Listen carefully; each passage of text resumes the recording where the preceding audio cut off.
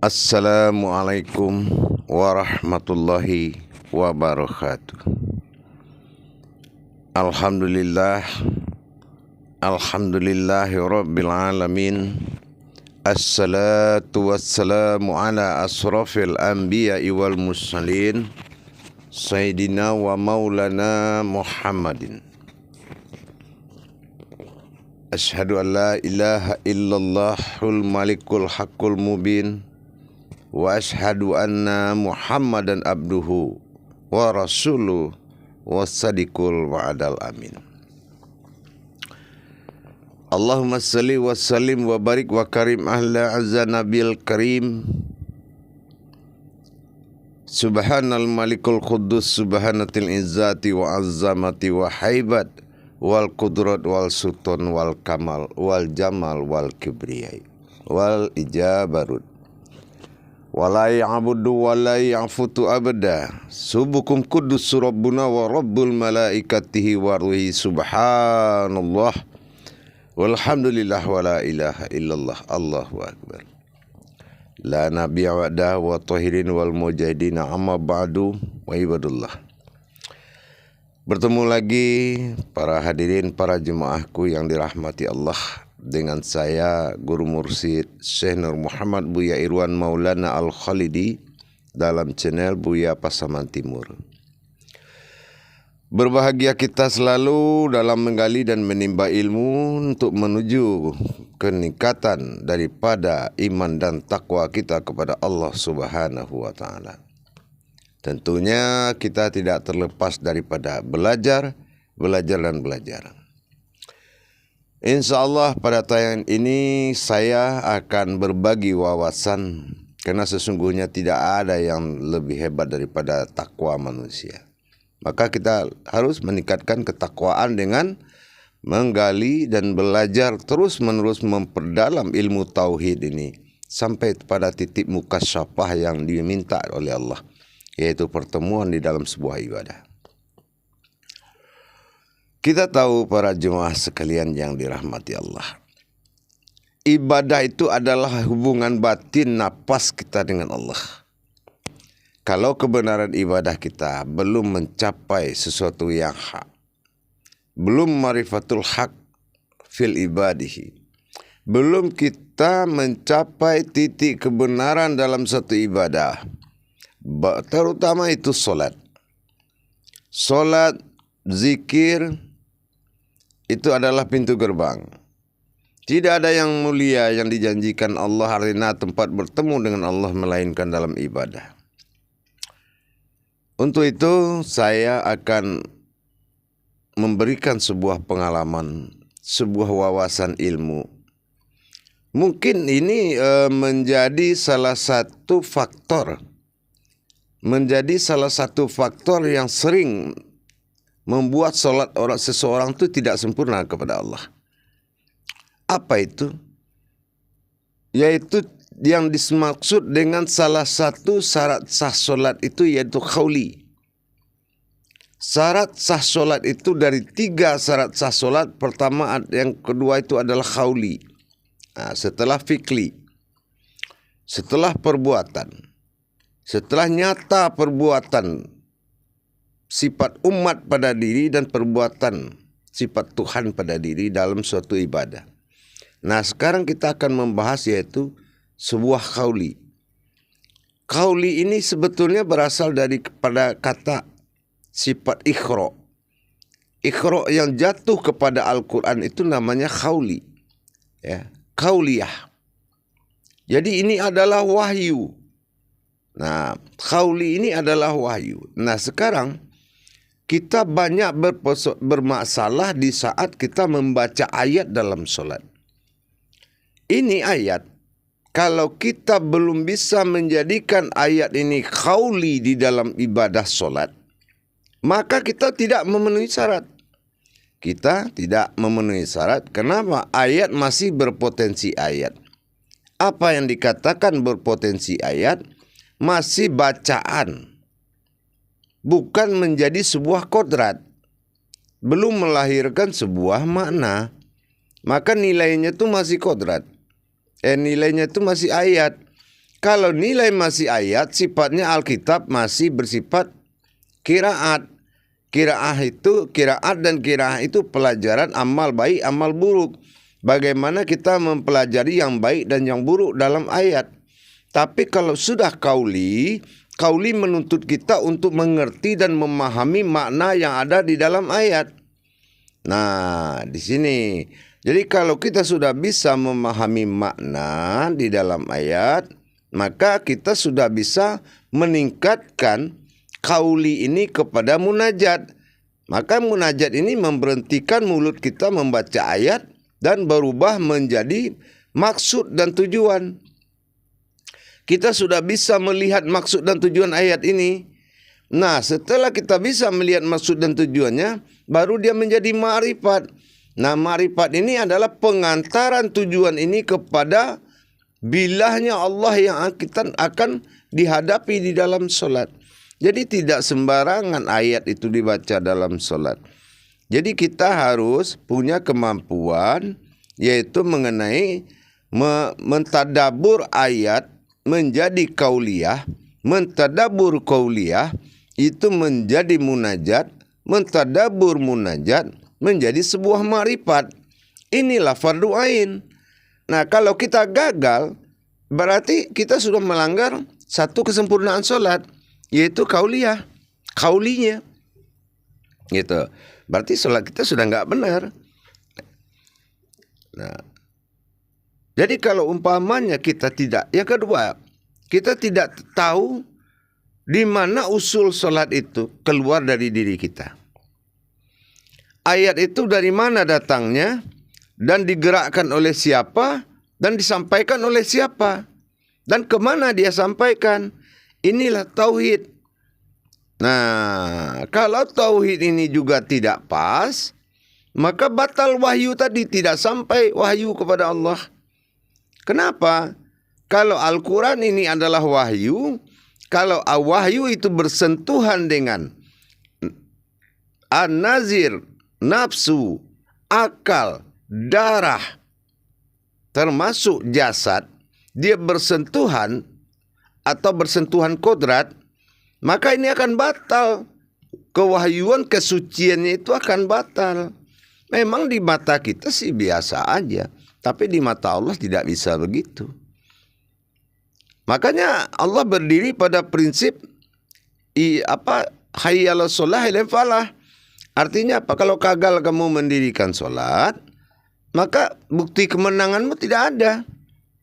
Keberhasilan pekerjaan, keberhasilan ketenangan hati, keberhasilan daripada keduniaan, itu tidak ada. Allah sudah kunci di situ. Ya kan? Mendirikan itu menyebabkan suatu kemenangan. Kena wajib. Al-Baqarah ayat 3 itu wajib terjadi dalam suatu sholat, yaitu allazina yu'minuna wa bil ghaib wa yuqimunas shalah wa mimma razaqnahum yunfikun. Jadi diwajibkan kita yakin kepada yang gaib, yaitu yang wa yuqimunas shalah, yang ada dalam solat. Artinya hakikat solat itu bukan yang nyata, yang disaksikan, yang ghaibi, yang hakikat. Nah, karena perintah dalam surat Taha 14, iqimis shalah, ikamatis, mendirikan solat untuk mendapatkan zikrullah, untuk mendapatkan mengingat Allah itu dengan mendirikan solat. Itu yang dikatakan iqimis sholatan ala fi zikri. Nah, begitu juga kita dalam belajar mendirikan. Nah, jadi kalau sudah tauhid kauliyah ini terganggu, ya sama artinya kita bicara dengan seseorang. Kita sudah tidak bisa lagi memaknai daripada sebuah ibadah. Kita sudah nggak ngerti ibadah ini begini, ini begini, ini begini, di ruku ini begini, di sujud ini begini. Sudah tidak ada penterjemahan dan tidak ada lagi penglihatan dan pensaksian. Maka perhatian kita tidak disita oleh sholat tadi. Maka khusyuk itu tidak akan ada. Tapi kalau tersambung kauliyah kita, bagaimana kita melebur atau mentadabur ayat menjadi sebuah kauliyah, kauliyah menjadi sebuah munajat, munajat menjadi sebuah ma'rifat. Nah, disinilah baru ada pengsaksian. Kenapa?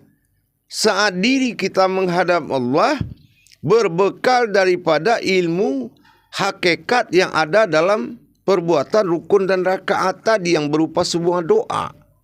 Yang berupa sebuah doa. Terus apa yang akan disampaikan diri? Kalau untuk bicara saja diri ini nggak mampu karena kodrat kita sudah membatalkan tauhid kauliyahnya. Kita sudah tidak tahu cara menyampaikan kauliyah tadi, ayat suci itu tadi. Nah, gitu. Maka pentingnya di sini para jemaah, para hadirin, kita mengenal cara melebur atau mentadabur ayat menjadi kauliyah tadi. Karena yang menjadi syarat sah solat itu bukan ayat, yaitu kauliyah. Kalau dia tergantung ayat, sifat amaliyah bersifat jasad, jatuhnya kalam. Kalau solat tidak ada kalam. Solat itu mutokalimun. Mutokalimun itu adalah bahasa munajat. Nah, itu makanya kalau munajat dia pasti butuh ma'rifat. Munajat itu apa? Kita percontohkan umpamanya dalam sisi ruku. Nah, di ruku itu ayat yang sama diulang 3 kali. Nah, itu ada hakat-hakatnya yang 3 kali itu. Akad pertamanya kasah katanya. Kalau kasah itu adalah sebuah nama sifat kelalaian manusia. Nah, kalau ayatnya bercerita tentang kelalaian, subhana rabbil azimi wa bihamdi, kita di situ ada hakikat yang menyatakan minta disucikan diri kita dari sifat kelalaian. Subhana rabbil azimi wa bihamdi, ya Allah sucikanlah diriku dari sifat lalaiku. Begitu kita menyaksikan apa yang lalai tadi, dia akan menjadi sebuah kauniyah yang akan disampaikan oleh diri batin kita. Tapi kalau gagal, kita menjadikan kauliyah, yaitu menjadikan kasah tadi, tidak melihat munajatnya tidak berjalan, masih berupa ayat, mulut tidak tertutup, dalam arti tidak batin tidak bercerita. Nah, inilah ayat belum jadi kauliyah. Kauliyah belum jadi munajat. Munajat belum jadi ma'rifat. Jadi Allah ini yang dihadapi Allah bukan sebuah kepercayaan, tapi sebuah kenyataan yang harus dilalui. Ini sholat. Nah, itu jemaah. Jangan dikejar-kejar waktu. Dikejar setan tuh sama. Orang jangan dikejar itu. Dikejar kebenaran. Dikejar kebenaran. Kenapa saya harus zuhur 4 ini? Kenapa disirkan? Ada apa dengan zuhur? Kita ini afala tubsirun. Kita ini harus berpikir. Kita ini umat Allah yang tidak berukuran domba, yang hanya patuh ke pekerjaan yang tidak tahu maknanya apa. Ini yang harus ditekankan kepada seluruh umat Islam. Berhenti dengan hiburan cerita, sementara kenyataan tidak satu pun yang ada. Inilah, bangun dari kebodohan seperti itu. Jangan kita mengikuti sesuatu hal yang kita tidak mampu. Tetapi yang kita mampu adalah bertauhid kepada Allah. Justru itu yang kita mampu. Tapi kenapa dibalik kemampuan itu untuk mengkaji yang di luar diri? Nah, inilah. Sementara sholat kita tidak ada nilainya. Pikirkan itu. Di saat sudah tua, musibah tidak juga berhenti. Masalah, ketenangan tambah nggak ada. Tambah tidak masalah semua. Apapun harus kita cerna di dalam kekuatan Allah. Harus kita bisa. Wajib. Karena Allah melihat orang tua dengan anak-anak itu sama. Kana bin kana. Ia kana berdua, ia kana stain. Tidak ada istilah usia di mata Allah. Itulah para jemaah. Kita wajib menuntaskan segala perbuatan hakikat Allah pada diri. Jangan mudah menyimpulkan sebelum Anda tahu kebenarannya. Kenapa kata Allah? Bidahlihi marifatul haq. Pegang kunci Allah itu. Kebenaran sebuah ilmu berdasarkan kekuatan yang muncul dari dalilnya sendiri. bukan dari hadis-hadis, dari dalilnya. Nah, bagaimana kudsi lebur jadi kudus, kudus lebur jadi fikli, fikli lebur jadi kauli, kauli lebur jadi kolbi, kolbi lebur jadi khararat, khariri, yaitu ketetapan. Wahyu itu 4. Ada kauli, ada fikli, ada kolbi, ada khariri. Jadi ada perbuatan yang dihalalkan, ada perkataan, ada tempat, dan ada keputusan. Ini keputusan jangan salah, kharirinya jangan salah dalam menetapkan sebuah ibadah.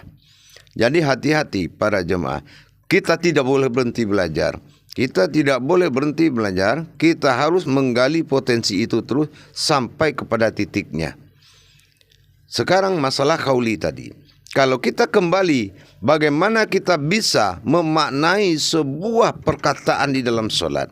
Sudah tahu kita ilmunya, baik dalam berdiri, ruku dan sujud, apalagi membaca Al-Fatihah.